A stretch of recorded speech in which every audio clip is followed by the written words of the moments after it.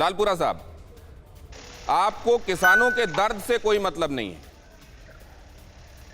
गौतम जी, किसान हमारे भाई हैं, हमें अपने परिवार के दर्द से क्यों दर्द नहीं होगा, इसीलिए तो बार बार बात कर रहे हैं।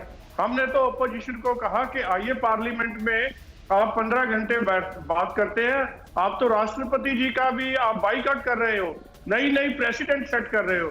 हमने आपके गुंडों ने पत्थर फेंके हैं किसानों पर। लालपुरा जी, हमारा कोई गुंडा नहीं है, हम देश में। आप लतीफा सुना रहे हैं लगता है। बोपा राय जी मुस्कुरा रहे हैं। बोपा राय जी को ये कानून भी बता दीजिए, ये पढ़ ले और ऐसे हवा में बातें ना करे। ये लोग वो हैं। अरे आपके कहने पर कम से कम मुस्कुरा रहे हैं। मैंने तो उनसे सुरजेवाला जी के बारे में पूछा कि उन्होंने रिहाना को रीट्वीट करते हुए क्यों कहा है, उन्होंने इसका जवाब नहीं दिया। मेरे को लेकर क्या क्या कहा है आपने सुना है। लेकिन अब कृष्णवीर जी के पास जाएं। कृष्णवीर जी, क्यों उन लोगों को भाव दिया जाता है जो इसमें स्टेक होल्डर्स ही नहीं है?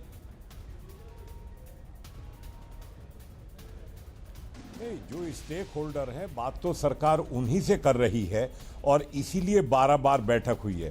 लेकिन समस्या ये है कि जिस तरीके से इस किसानों के आंदोलन के पीछे पूरी तरह राजनीति हावी हो रही थी और वो राजनीति अब सामने खुल के आ गई है।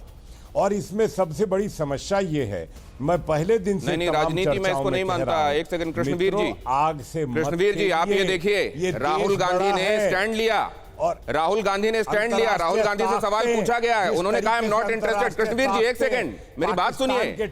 राहुल गांधी ने कहा आई एम नॉट इंटरेस्टेड और उन्होंने यह भी कहा कि बाहर के किसी व्यक्ति को इस पर बोलने का अधिकार नहीं, हमारा अंदरूनी मसला है। लेकिन सवाल यह है कि क्या कांग्रेस में सब लोग एक राय हैं? क्या सुरजेवाला भी वही मानते हैं जो कहते हैं राहुल गांधी? क्या बोपा राय वही मानते हैं जो राहुल गांधी कहते हैं? मुझे तो दिखाई नहीं दे रहा है।